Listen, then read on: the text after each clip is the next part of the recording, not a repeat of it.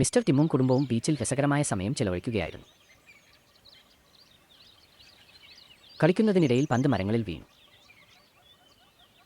Mister ടിമ്മിൻ്റെ ഇളയ മകൻ പന്ത് തേടി പുറപ്പെട്ടു. അപ്പോഴാണ് ആരോ അവനെ തട്ടിക്കൊണ്ടുപോയത്. ഏറെ നേരം കഴിഞ്ഞിട്ടും മകൻ എത്താത്തതിനെ തുടർന്ന് വീട്ടുകാർ തിരച്ചിൽ തുടങ്ങി. മെഹുൽ അടുത്തിരുന്നു ഇതെല്ലാം സംഭവിക്കുന്നത് കണ്ടു. അയാളും കുട്ടിയെ തിരയാൻ തുടങ്ങി. രാവിലെ മുതൽ ഇവിടെയുണ്ടെന്നും ഒന്നും അറിയില്ലെന്നും പറഞ്ഞ ഒരാളെ കണ്ടു. താൻ ബീച്ചിൽ എത്തിയതേയുള്ളൂവെന്നും ഒന്നും അറിയില്ലെന്നും പറയുന്ന മറ്റൊരാളെ മെഹുൽ കണ്ടെത്തുന്നു. താൻ ബീച്ചിൽ എത്തിയതേയുള്ളൂവെന്നും ഒന്നും അറിയില്ലെന്നും പറയുന്ന മറ്റൊരാളെ മെഹുൽ കണ്ടെത്തുന്നു.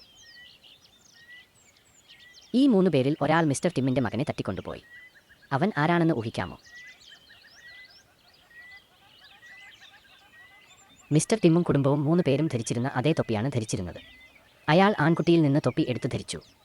അവനാണ് തട്ടിക്കൊണ്ടുപോയത്.